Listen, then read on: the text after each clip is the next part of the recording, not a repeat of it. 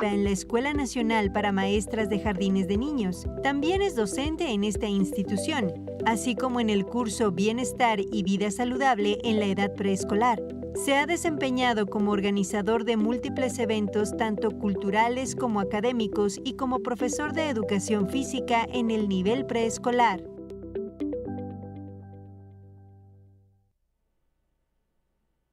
Alfredo, para empezar, ¿qué significa concebir el bienestar y la salud como procesos dinámicos dentro del contexto educativo? Buena tarde. Buena tarde. Es un verdadero placer estar aquí con ustedes participando el día de hoy. Me da mucho gusto tener la oportunidad de compartir algunas experiencias, algunos conocimientos que se han forjado en la Escuela Nacional para Maestras de Jardines de Niños al abordar este tema tan interesante, tan importante, prioritario para todas y para todos, que es el bienestar y la salud.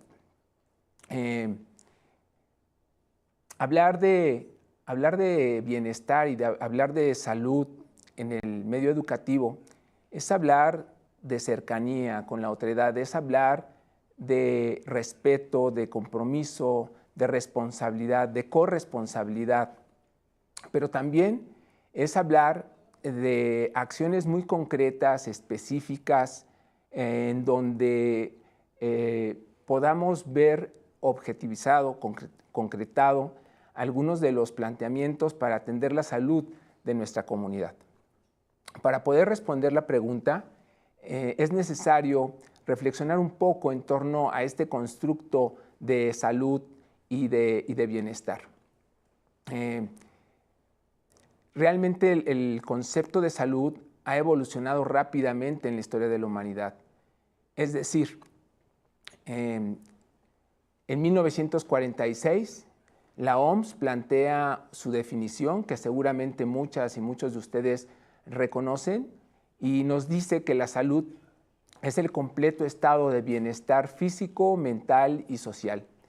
Esto verdaderamente es un parteaguas para comprender la salud, ya que deja atrás esta concepción en relación a que la salud estaba en contraposición con la enfermedad. Es decir, una persona sana era aquella que no estaba enferma, era aquella que podía realizar de manera adecuada, de manera conveniente, sus actividades cotidianas. Sin embargo, esta definición de salud lo que nos permite es tener un enfoque más integral en donde se incluyen las dimensiones físicas, corporales, con la dimensión psicológica, afectiva, emocional y con la parte social. Es muy importante esta definición. Más adelante, más o menos en el año de 1970, se hace un estudio muy importante, un canadiense, Mark Lalonde, nos da a conocer un informe. Este informe nos permite vislumbrar con claridad cuáles son aquellos determinantes que influyen directamente con la salud, pues en este caso de los canadienses, pero que pues también aplica a todo el mundo. Por eso es también un documento muy importante en la salud pública. Este informe nos da a conocer que existen 4 categorías importantes en donde se agrupan los factores que nos llevan a la enfermedad o a la muerte. De estas 4 categorías, él menciona, una de ellas es la biología humana, que se refiere a la genética. Todos nosotros tenemos cierta predisposición a padecer alguna enfermedad, sin embargo, el estilo de vida favorece que esta carga genética aflore o no se manifieste. Él le asigna aproximadamente un 10% de incidencia. Luego, la otra categoría es relacionada al medio ambiente. En relación al medio ambiente, él considera no solamente los factores climatológicos, sino también los entornos sociales, en la casa, en la escuela, en el trabajo. Estos ambientes pueden propiciar ciertas enfermedades, también las relaciones sociales. Otra de las categorías es la que está relacionada con la organización de los servicios de salud. La organización de los servicios de salud son fundamentales para que podamos contar con los médicos necesarios, los hospitales, los fármacos, el acceso a estas instituciones. Y la más importante, de acuerdo a este informe, es el estilo de vida. El estilo de vida, él lo reporta como el 40% de las incidencias para presentar enfermedades o muertes. En este momento, pues, se deja atrás la idea que la salud solamente estaba relacionada con aspectos pues, de microorganismos o de afecciones de bacterias, de virus, y se contemplan otros factores importantes. Esto entonces, les digo, es un parteaguas. Más adelante, en este tratar de reconocer qué entendemos ahora por salud, en los años 80 se adiciona un decreto a la Constitución Política de los Estados Unidos Mexicanos, en donde se establece que todos los mexicanos tenemos derecho a la salud y que el Estado determinará cuáles son las formas de proveer estos servicios. Más o menos en 1986, en la primera conferencia relacionada con la prevención y la promoción de la salud en Canadá, Ottawa, se elabora la Carta de Ottawa. Este documento también es fundamental porque da una visión mucho más amplia en donde se establecen 4 categorías fundamentales que inciden directamente con la salud. Una de estas categorías es la política educativa, la política en general. La política o políticas deben de estar apoyando los servicios de salud. No solamente proveer los servicios de salud, sino también cuidar en la parte de la educación, en la parte de las comunidades, donde viven las comunidades, de las ciudades. Otra de las categorías que establece esta Carta de Ottawa está relacionada estrechamente con los entornos. Esta carta declara que es necesario proponer e implementar entornos saludables en la escuela, en el hogar, en la casa, en las ciudades. Otra de las categorías interesantes es transformar la forma como viene operando nuestro servicio de salud. Es decir, no podemos seguir con un servicio de salud que atienda a la enfermedad. Debemos de transitar a un modelo en donde se atienda y se proyecten algunas acciones de promoción y de prevención de la salud, ¿no? Entonces, esto da un cambio interesante porque dentro de otra de las categorías se habla acerca de generar en los sujetos habilidades personales que les permitan cuidar su salud y protegerlas de los demás. Y la última categoría está relacionada con las comunidades. Las comunidades que son un factor fundamental en la participación de su propia salud. Ahí se reconoce. Estos aspectos son muy importantes. Más adelante, en los años 2000, ya en el 2015, podemos observar algunas otras políticas internacionales importantes, como por ejemplo están los objetivos de la Agenda 2030. Dentro de los objetivos de la Agenda 2030, el tercero de ellos está completamente enfocado a la salud, ¿sí? Este panorama nos permite ahora considerar que no podemos en el medio educativo seguir entendiendo la salud en contraposición con la enfermedad. Debemos de transitar para comprender la salud como un proceso dinámico, que no puede alcanzarse y que uno se mantenga en ese lugar. El proceso es cambiante, es dinámico, se transforma. Hay muchos factores alrededor, como bien lo señalan todos estos documentos, que pueden impactar favorable o desfavorablemente en la salud de nuestra comunidad. Hoy por hoy en educación necesitamos tener esta visión más amplia para reconocer que la salud que se manejó en esos tiempos como un aspecto más en la parte médica, se transita a entenderla con la parte del bienestar, en donde existen otros elementos importantes que pueden permitirle al sujeto tener una noción, sentirse sano, sentirse saludable. Yo los invito a que hagan una pausa, que hagan un momento, una pausa en este instante y reflexionen sobre cómo se encuentran físicamente, cómo se encuentran emocionalmente, cómo se encuentran con sus relaciones personales y en su vida profesional. Desafortunadamente tenemos pocas pausas para hacer este tipo de reflexiones que son fundamentales para nuestro ser. Este tipo de pausas nos permiten retomar el camino, volver a implementar prácticas que nos atiendan a nuestro bienestar y de esta manera poder atender el bienestar de la comunidad, en este caso de la comunidad educativa. Maestro Alfredo, muchas gracias por aclararnos esta pregunta. Es momento de revisar las respuestas a la primera pregunta de Mentimeter. ¿Se acuerdan cuál fue? Bueno, se las repito.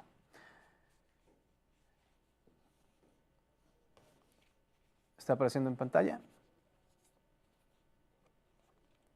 ¿Bienestar y salud significan lo mismo? ¿Por qué? Y vamos a ver las respuestas a esta pregunta. Sí, porque salud implica un nivel de bienestar físico, mental y emocional. El bienestar se refiere a estar bien emocionalmente o algo menos, saber gestionar las emociones para darles buen cauce, estar consciente de la emoción que se tiene, como la tristeza o la alegría. No, son procesos dinámicos que van relacionados y que tienen que ver con el autocuidado y factores sociales, económicos, culturales y sociales del entorno que impactan el desarrollo integral. Veamos otra respuesta. No, salud es no tener alguna enfermedad, mientras que bienestar es estar bien en lo social, lo emocional. Una más. Considero que no es lo mismo, ya que la salud podría estar relacionado al estado físico y mental, es decir, que no haya ninguna enfermedad en la persona y el bienestar que una situación más. ¿Qué opinan al respecto, maestros? Las respuestas son sumamente interesantes. Me parece que tienen una visión muy cercana a lo que realmente se está dando. Cuando hablamos de salud, no solamente nos referimos a no estar enfermos. La salud tiene más bien un enfoque en lo individual, en lo particular, con las diferentes dimensiones físicas, mentales, sociales. Sin embargo, esta visión es un poco reducida.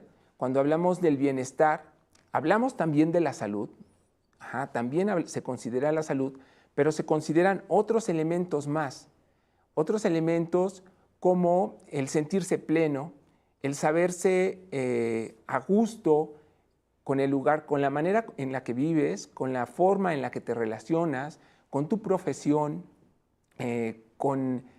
inclusive hasta con tus posesiones, con lo que tienes y no desear más quizá, ¿no? Entonces, este constructo es mucho más amplio y es verdaderamente hacia donde vamos a transitar. La escuela deja de ser ahora un lugar en donde se entiende la salud desde el punto de vista médico, biológico, para comprenderla a partir del bienestar con una visión mucho más amplia que influye, sí, lo afectivo, lo emocional, lo corporal, las interacciones sociales, pero también incluye algo muy interesante, ¿sí?, que es la parte espiritual, y así lo declaran nuestros planes y programas de estudio. Alfredo, ¿cómo influyen los determinantes de la salud en la construcción de estilos de vida saludables? Es muy interesante la pregunta, Enrique. Nosotros, para que en la escuela podamos implementar un proyecto que verdaderamente impacte en la comunidad, necesitamos conocer de los determinantes de la salud. Como lo pueden ver en la pantalla, la OMS publica este esquema en donde se consideran los determinantes estructurales de la salud, condiciones políticas, socioeconómicas, culturales, que influyen directamente en la forma como se va adoptando el estilo de vida. El estilo de vida se reconoce como este cambio en el comportamiento, en la adopción de diferentes conductas, comportamientos de un sujeto, pero realmente no solo depende del libre albedrío de una persona adoptar un estilo de vida saludable. Hay otros factores que impactan para que esa persona que pertenece a una comunidad y que esa comunidad tiene ciertas creencias, ciertas costumbres, pero también viven en un espacio donde hay un sistema político, un sistema público que ofrece o no ofrece sistemas de salud adecuados. Todos estos factores influyen definitivamente en el estilo de vida que pueda adoptar una persona. ¿Es necesario resignificar el rol docente desde el autocuidado y cuidado mutuo en la propuesta curricular de la nueva escuela mexicana? Sí, afortunadamente la propuesta curricular que nos hace la nueva escuela mexicana, que se objetiviza con los planes y programas de estudio, pues verdaderamente es un cambio de entender la salud, les repito, en el plano de lo biológico, a trascender, a comprender y favorecer el bienestar de las y los niños, de las niñas, de los jóvenes, de los adolescentes, en el plano del bienestar, en el plano de cuidar los aspectos emocionales, afectivos, sociales, ir construyendo todo esto en comunidad. Eso es fundamental, es muy clara la propuesta. Además de que en la escuela y la propuesta reconoce el derecho a la educación y al bienestar como derechos fundamentales, de los niños, de las niñas, de los jóvenes, de los adolescentes, por una parte. Y les repito, algo interesante es incluir en esta conformación del bienestar la parte espiritual.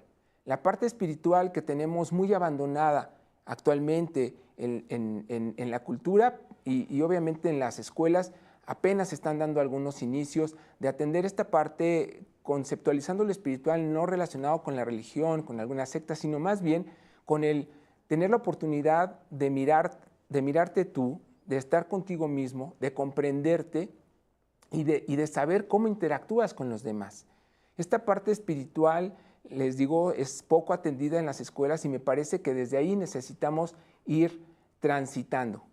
Es así que, bueno, pues en la pantalla observan cómo este eje articulador de vida saludable, esta propuesta de la Estrategia Nacional de Vida Saludable, son pues acciones de la política educativa importantes que justifican de manera clara, precisa, cómo podemos atender la salud y el bienestar. Pero necesitamos voltear a ver también al docente.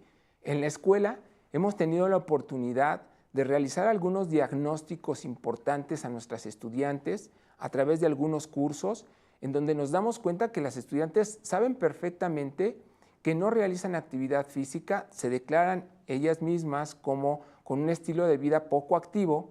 Sin embargo, también ponen en la mesa que la parte de la movilidad les afecta muchísimo.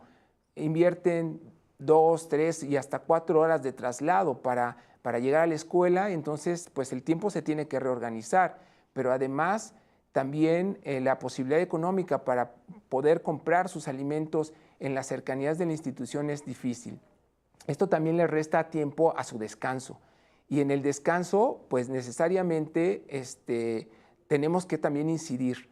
Entonces, temas importantes que hemos abordado en la escuela son los relacionados a fomentar pues la calidad del sueño, también lo relacionado a la práctica de la ejercitación física y, por otra parte, la situación de la alimentación. Ellas saben perfectamente cuáles son los alimentos saludables, sin embargo, declaran tener poco tiempo para poder realizar una alimentación sana. Esto es, les repito, pues lo que hemos encontrado un poco en la Escuela Nacional para Maestras de Jardines de Niños y pues me gustaría ir cerrando comentando que necesitamos en las escuelas de todos los niveles, dar apertura a esta parte espiritual. Y para ello hay muchas opciones. Tenemos la parte de la meditación, por ejemplo, con el mindfulness, pero también tenemos algunas prácticas milenarias como el tipo de yoga, que son prácticas muy interesantes que nos permiten pues, llegar a esta parte de la espiritualidad y mantenernos sanos, saludables, con mucha conciencia de nuestro bienestar. Muchas gracias, Alfredo. Continuando con el tema, Mónica, ¿qué tan determinantes son los factores de género para la salud y el bienestar de la comunidad escolar? Bien, gracias Enrique por la pregunta. Fíjate que esta situación es muy importante para poder dimensionar dentro de las comunidades educativas qué significa justamente el bienestar y la salud. Y para ello nosotros confiamos como institución que el enfoque de género pues, es una alternativa que justamente nos ayuda a tratar de eliminar estas diferencias o estas desigualdades que ya el maestro Alfredo señalaba y que tienen que ver en gran medida con las condiciones estructurales y materiales con las que cuenta nuestro estudiantado. Entonces, lo primero que nosotros queremos hacer como una apuesta para formar en el bienestar con una equidad de género, pues es primero dimensionar qué nos dice la normativa. Ya hablaba el maestro sobre los ejes articuladores. En este caso, nosotros contamos con la perspectiva de género que ya en el artículo 3 se menciona, y también con algunas otras referencias que vienen de la ley para el acceso a una vida libre de violencia para las mujeres, entre otros documentos que también para la educación tanto básica como media como superior nos hablan de prevenir la violencia, pero también de generar ambientes sanos, de generar ambientes incluyentes. Y estos ambientes incluyentes pues tendrán que alinearse, sí, a estas políticas, vamos a decir, educativas, nacionales e internacionales, pero sobre todo nos referimos a qué pasa con la vida y, digamos, la cultura institucional de cada una de nuestras escuelas. En este sentido, pues la perspectiva de género es un eje transversal que nos ayuda a entender cómo vivimos, cómo impulsamos, cómo nos relacionamos sanamente dentro de los contextos escolares a través de minimizar estas diferencias o estas desigualdades de género. ¿Por qué es necesario impulsar acciones para la construcción de la igualdad de género en las escuelas? Sí, fíjate, Enrique, que es importante pensar en que la escuela es un espacio, digamos, donde se dimensionan todas las relaciones sociales entre hombres, mujeres y personas de la diversidad sexual o identidades sexogenéricas. En ese sentido, el eje articulador igualdad de género en la nueva escuela mexicana posiciona a que todas las escuelas, independientemente del nivel, sea superior, sea medio, sea básico, podamos comprender que estas desigualdades se dan como de partida y que las escuelas, tanto normales en términos de formación docente, como las escuelas de nivel preescolar, por ejemplo, son espacios idóneos para poder, desde la relación empática, desde la escucha, también un poco desde dimensionar cómo nos relacionamos y evidenciar las formas en las que podremos ejercer o no ciertas violencias, y esto nos ayuda a construir relaciones más sanas y, por lo tanto, comunidades pues justo libre de violencia y que estén en una idea de cuidado mutuo. Mónica, antes de continuar, vamos a ver las respuestas a la segunda pregunta de Mentimeter. ¿La recuerdan? La pregunta fue, ¿la escuela refuerza la idea de que las niñas son más cuidadoras de los demás y de sí mismas que los niños? Inciso A, sí. Inciso B, no. Y aquí están las respuestas. 60% considera que sí y el 40% considera que no. ¿Qué piensas al respecto, Mónica? Es interesante. Cuando hablamos de las personas, por ejemplo, que consideran que no, pensemos o asumamos que quizá en su práctica docente no encuentran tratos diferenciales entre las niñas y los niños, por ejemplo. Pero pensemos en aquellas personas que nos dicen que sí. ¿Por qué sí? Tendríamos que partir de un principio, una idea, es que la docencia en general es una profesión altamente feminizada. ¿Qué quiere decir esto? Que desde muy temprana edad asociamos que las tareas de cuidado las debemos realizar las mujeres, desde que somos muy pequeñitas, las niñas. Entonces, esto lo que hace es reforzar un estereotipo de género que se va aprendiendo en la escuela y que va reforzando esta idea de que nosotras tenemos que cuidar a los demás. Entonces, cuando llegamos a la vida adulta, las maestras que nos escuchan, por supuesto que están conectadas, sabrán que a veces tenemos dobles o hasta triples jornadas para poder cuidar de sí mismo o de otros miembros de la familia. Esto sucede también en la escuela. Entonces, es interesante que tengamos que pensar en aquellas estrategias, pero también en aquellas formas en las que nuestra práctica docente refuerza esos estereotipos de género. Entonces aquí encontramos, digamos, vamos a hablar de directrices que nos plantea, sí, la nueva escuela mexicana, pero también directrices que nosotros en la escuela hemos encontrado, como la modificación de las prácticas pedagógicas, la promoción y uso del lenguaje incluyente, y también concientizarnos, sobre todo las maestras y los maestros, sobre la forma en la que ejercemos distintos tipos de violencia. Y finalmente esto pues, se traduce en la construcción de una cultura de paz. Mónica, te agradecemos muchísimo. Para finalizar, Andrés, me gustaría preguntarte, ¿por qué es importante el bienestar y la salud como ejes fundamentales en la formación de futuros docentes? Claro, Enrique, buenas tardes.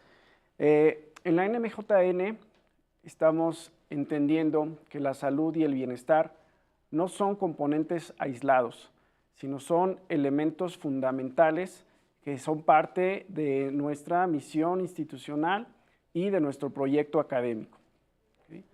Nuestro proyecto académico, que se traduce en un plan de desarrollo institucional, que es nuestro documento rector que orienta las actividades académicas y administrativas en nuestra tarea de formar licenciadas y licenciados en educación preescolar, establece en una de sus políticas el impulso a la salud, al cuidado de la salud y al bienestar físico y emocional de todas las personas de la comunidad. Asimismo, también en este marco institucional, el bienestar como prioridad en la gestión institucional, pues no podemos dejar de lado las experiencias que tuvimos en los años 2020, 2021, 2022, que nos dejó la pandemia, ¿no? La pandemia fue un punto de inflexión para toda la sociedad y provocó que reorganizáramos muchas de nuestras prácticas y pues recuperemos en este momento algunas de esas acciones que tuvimos que realizar de autocuidado principalmente y de conciencia de cuidado también del otro. Otro aspecto fundamental que consideramos en el marco institucional beneficio de la salud y del bienestar, pues tiene que ver con el codiseño. El maestro Alfredo hace un momento mencionaba esta experiencia y pues gracias a que la participación de los docentes de la escuela en el codiseño nacional y en la flexibilidad curricular, pues en la escuela tenemos cursos que atienden de manera muy específica a través de sus contenidos temas relacionados con la salud, con el bienestar, no nada más la salud en términos de ejercicio físico, sino también en educación socioemocional y en temas relacionados con la equidad de género y con la inclusión. Gracias por tu respuesta, Andrés. Ahora veamos las respuestas de la última pregunta de Mentimeter. La pregunta fue, en mi escuela el bienestar de la comunidad educativa es una prioridad. Y aquí están las respuestas. En el inciso A teníamos totalmente en desacuerdo. 6 en desacuerdo. 0% contesta 0% en desacuerdo. Ni en acuerdo ni en desacuerdo, 12%. Totalmente en desacuerdo, 6%. 12% dice que ni en acuerdo ni en desacuerdo. 24% dice que de acuerdo y el 59% dice que totalmente de acuerdo. ¿Qué nos puedes decir al respecto? Pues es grato saber que la percepción, pues al menos de las personas que nos están siguiendo, reconocen que en sus instituciones pues hay acciones relacionadas con la promoción de la salud, con la promoción de los hábitos más saludables encaminados hacia el bienestar. La verdad que es un gusto leer estas respuestas porque quiere decir que vamos por buen camino.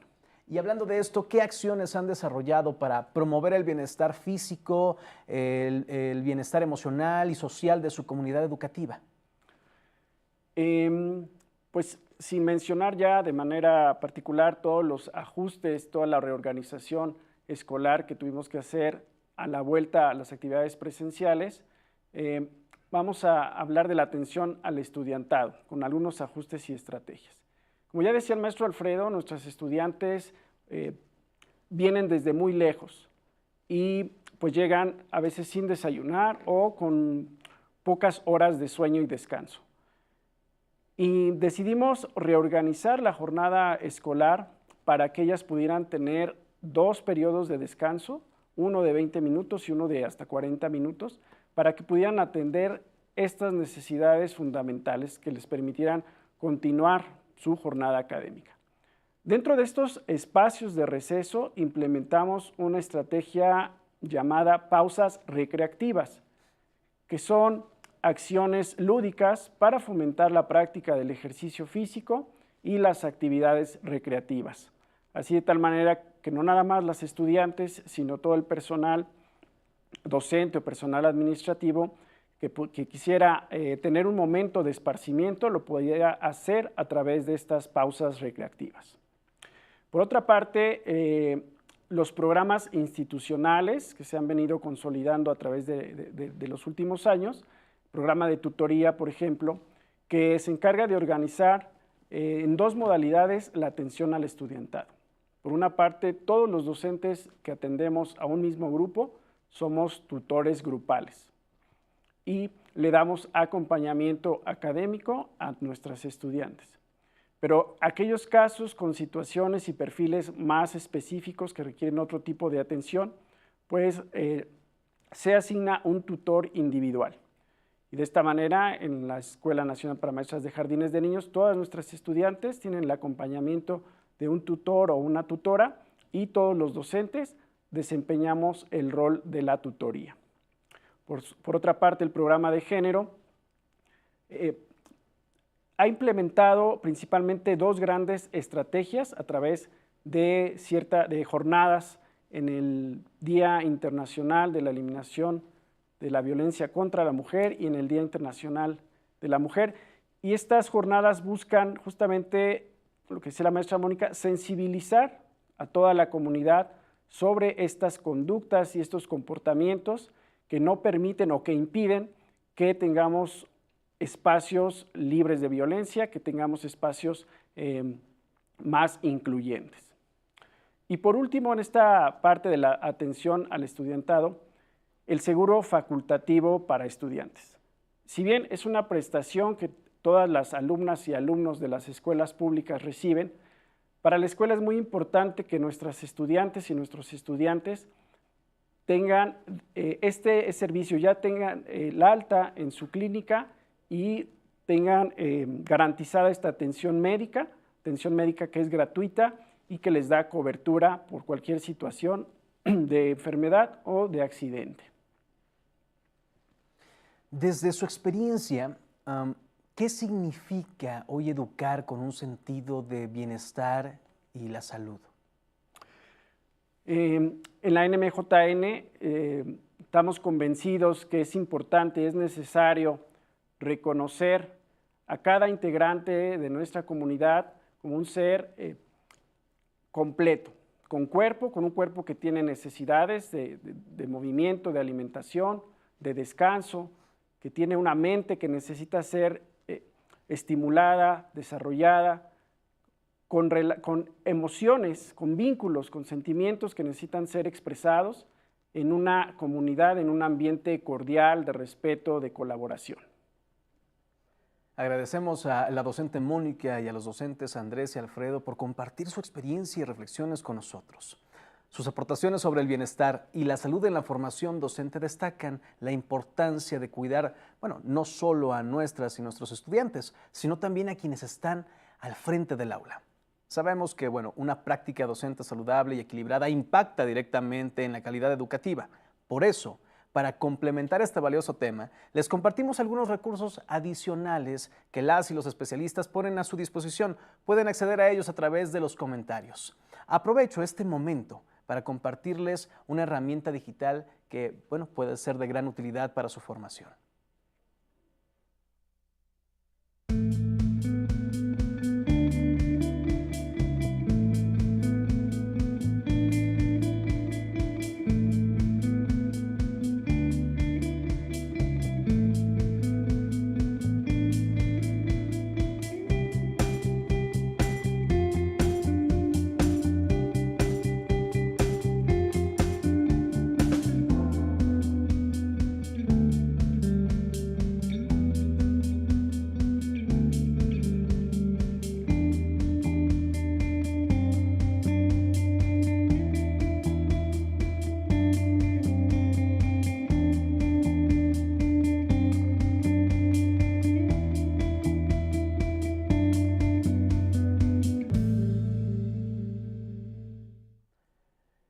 campaña busca promover estilos de vida sanos para niñas, niños y adolescentes. ¿Por qué? Porque es fundamental comprender la importancia del ejercicio regular, los buenos hábitos alimentarios y la salud mental para un bienestar completo.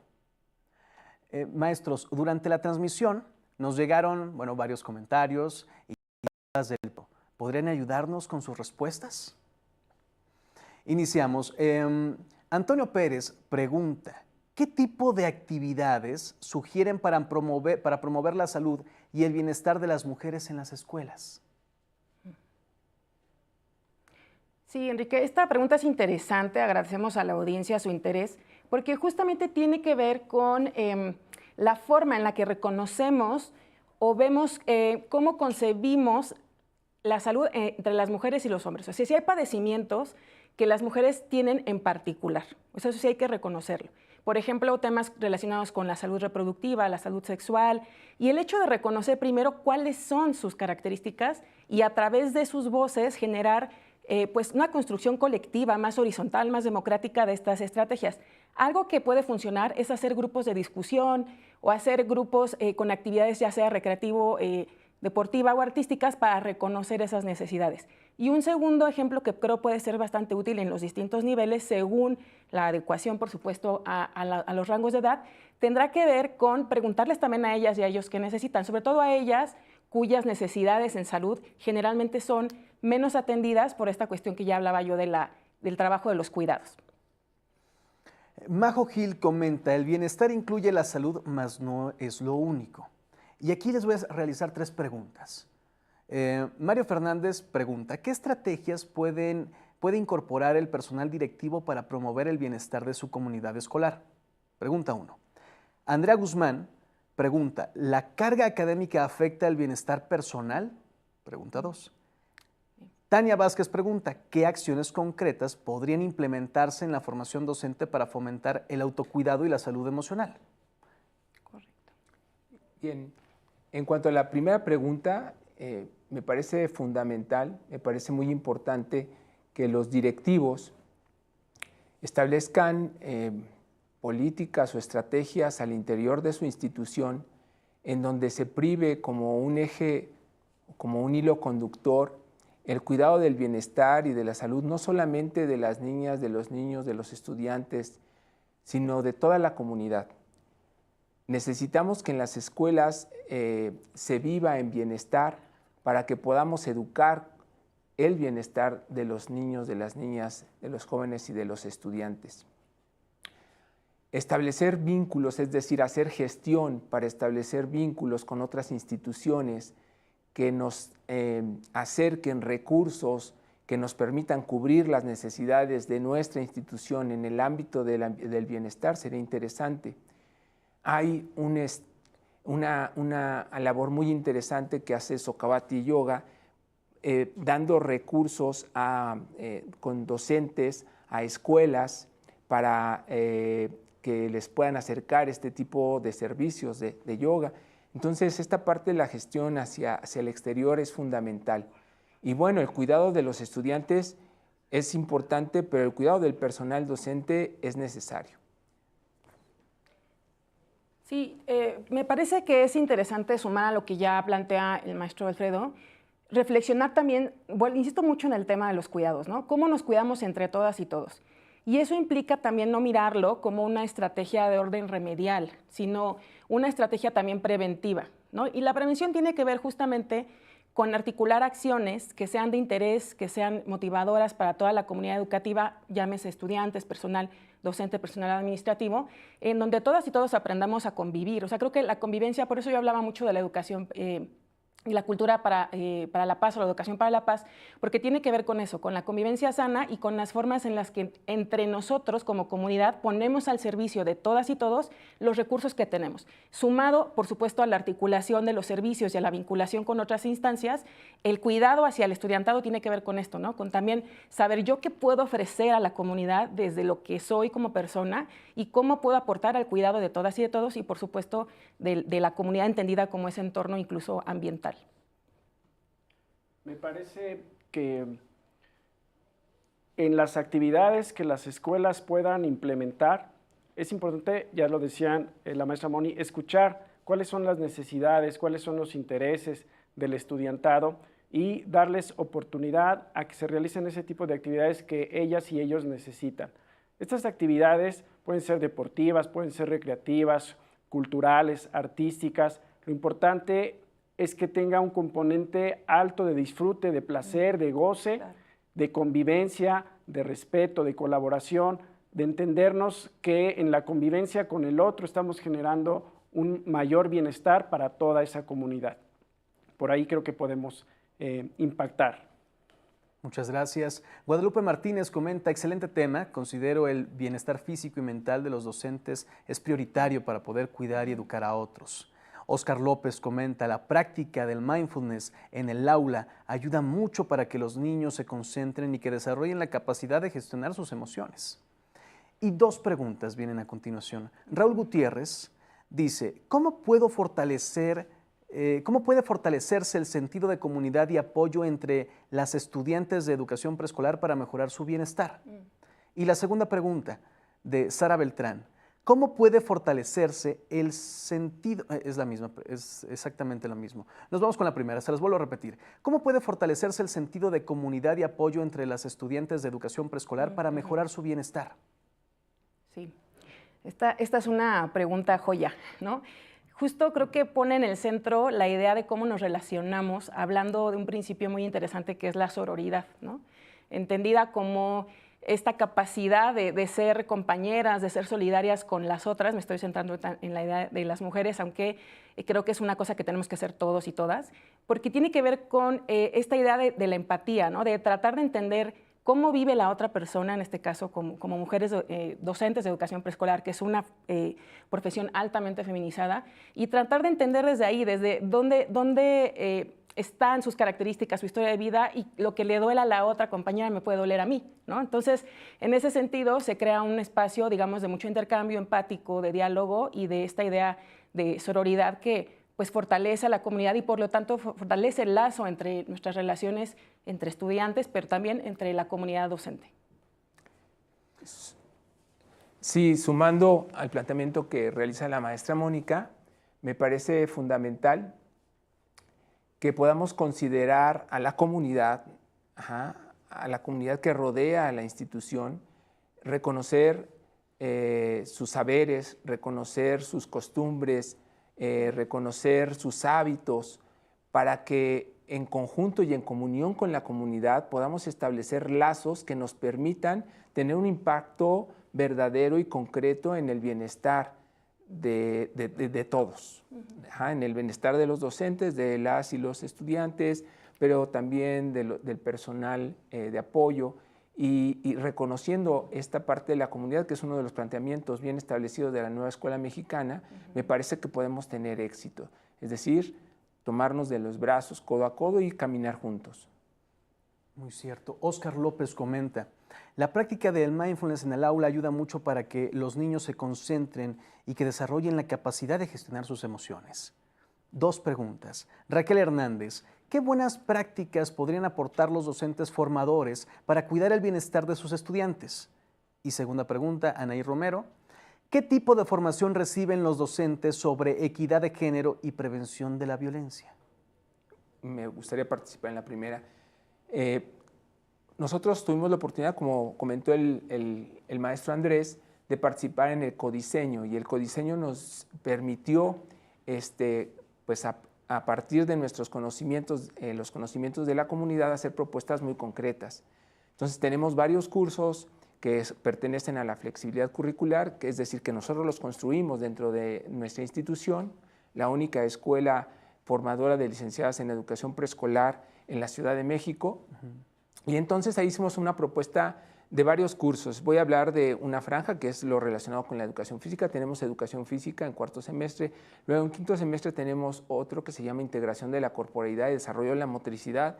Y en el sexto tenemos la cereza del pastel, que es el de bienestar y salud de los niños preescolares, en edad preescolar. Este curso le permite a las estudiantes reflexionar sobre la importancia de la atención del bienestar a partir de la vivencia que ella tenga consigo misma. Ellas a través de la estrategia del aprendizaje basado en desafíos, desarrollan un proyecto en donde eligen un desafío de salud que lo pueden llevar en un entorno familiar, que lo pueden llevar en un entorno educativo o en algún lugar en donde ellas mejoren su salud, y lo hacen en las 3 dimensiones. Ahorita que platicaban acerca del mindfulness, varias de estas estudiantes han elegido como desafío implementar para ellas mismas esta práctica del mindfulness y algunas otras en la práctica del yoga. Este curso también les permite, además de este proyecto que es en lo individual, que es un desafío, ir hacia el ámbito educativo en preescolar e implementar proyectos para la mejora del bienestar de los niños y de las niñas, ellas como docentes en formación. Entonces estamos cubriendo esta necesidad de desarrollar un pensamiento crítico en ellas, en donde puedan considerar que la salud y estos factores asociados, la alimentación, el descanso, la ejercitación física, no solamente dependen del libre albedrío de los sujetos, sino de otros factores que están alrededor. Ellas, con este pensamiento crítico, pueden hacer buenas propuestas en la escuela ahora al egresar. Muchas gracias. Sí. Respecto a la segunda pregunta, la capacitación en torno al género, bueno, ha acompañado en el caso de nuestra escuela y la formación docente en general en las 5 escuelas normales de la Ciudad de México a través justo de una comisión central que se encarga de, dentro de sus líneas, generar espacios de sensibilización y capacitación docente respecto al tema. Esto es en cuanto a los docentes que nos encontramos en la formación para las docentes de los diferentes niveles en la Ciudad de México.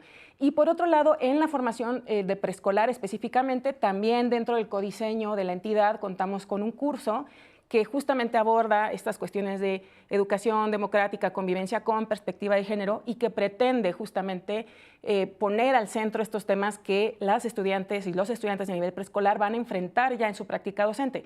Sumado a ello, yo agregaría que es importante, aparte de lo curricular, generar otras estrategias que van más allá del aula, que tienen que ver con prácticas y proyectos que salgan de la misma comunidad estudiantil, y otros espacios extracurriculares, como ya mencionaba el maestro Andrés hace un momento, que tiene que ver con las jornadas de sensibilización, de prevención de las violencias de género, y también otras actividades que el mismo colectivo, tanto docente como estudiantil, va proponiendo, ¿no? La idea es que tanto en educación normal como en educación básica podamos generar estos espacios extracurriculares y curriculares también para fomentar la reflexión sobre la igualdad de género y, por supuesto, la promoción de una vida libre de violencia.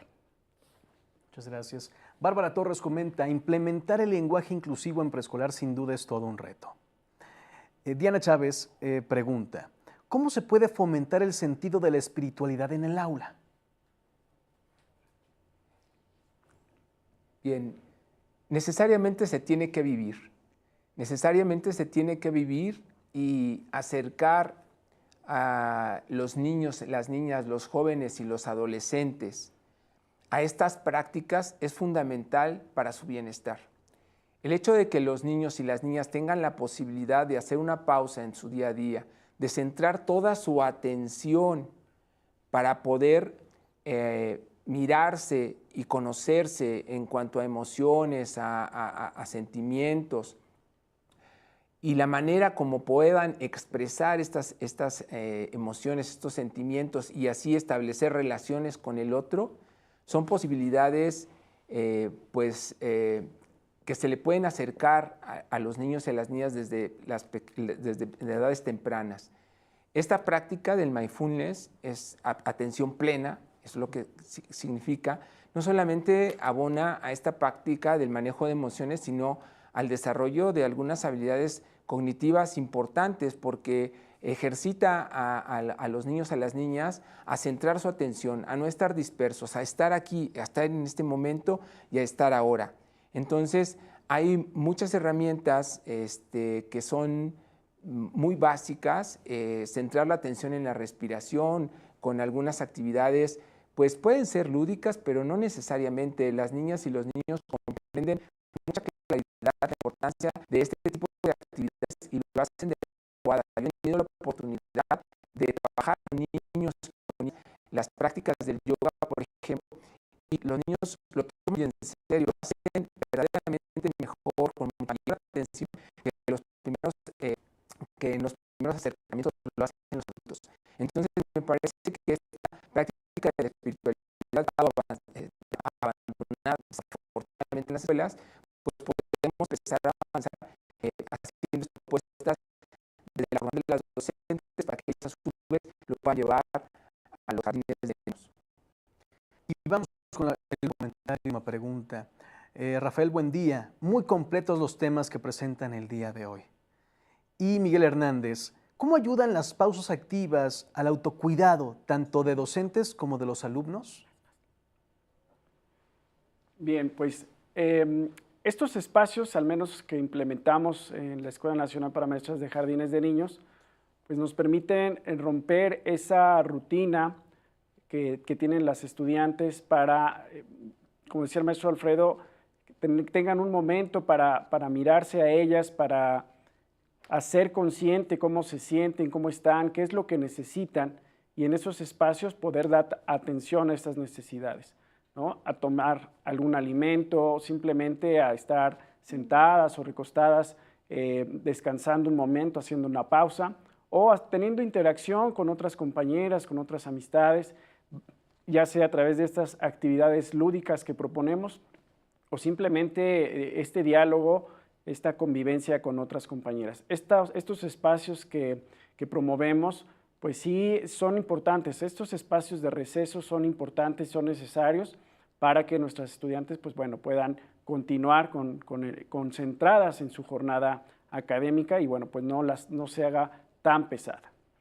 Maestros, muchas gracias por sus respuestas tan puntuales. Ahora volvamos a la pregunta que planteamos al comienzo de nuestra entrevista.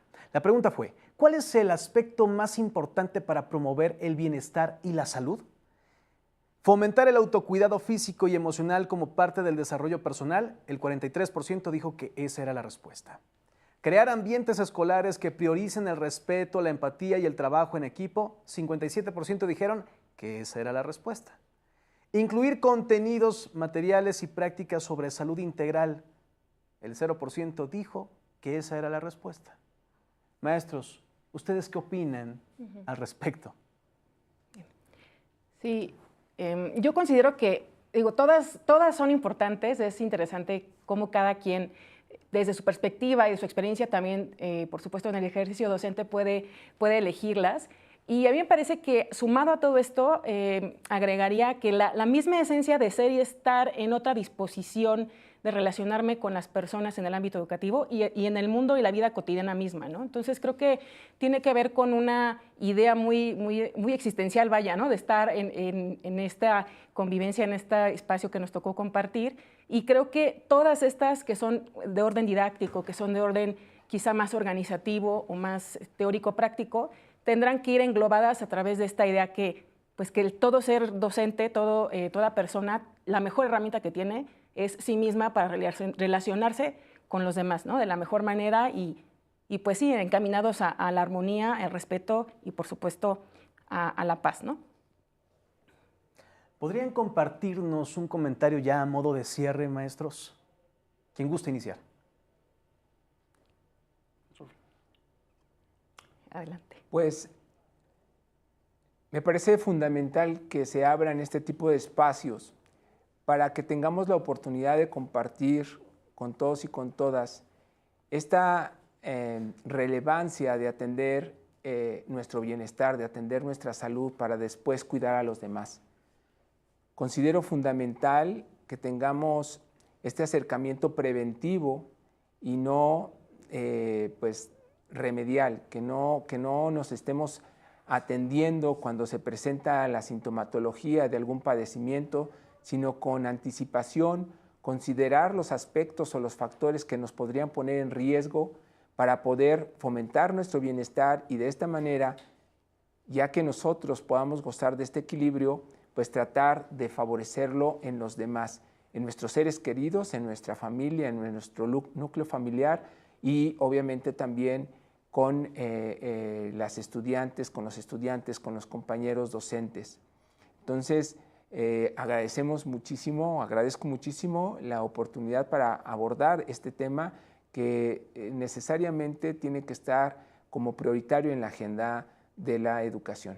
Gracias.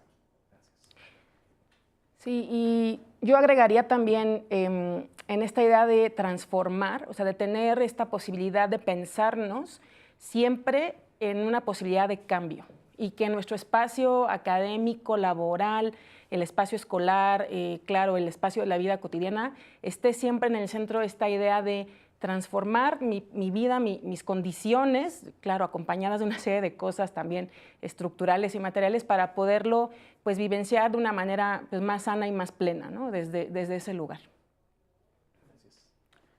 Bueno, pues yo agregaría que es muy valioso este nuevo enfoque de la salud en la comunidad, ¿no? Aprender a cuidarnos es también un poco aprender a cuidar al otro. Y si el otro está bien y yo estoy bien, seguramente vamos a ir caminando hacia un mejor rumbo, ¿no? Eso es muy importante y muy valioso. Les agradecemos por su participación Andrés Alberto Santillán González, Mónica Marisol Villafuerte Alcántara y Alfredo Quesada de los Santos. También agradecemos a todo el equipo técnico, académico, de producción y a los intérpretes de lengua de señas mexicana quienes hicieron posible esta transmisión. Soy Enrique Rodal. Gracias por su compañía y hasta pronto.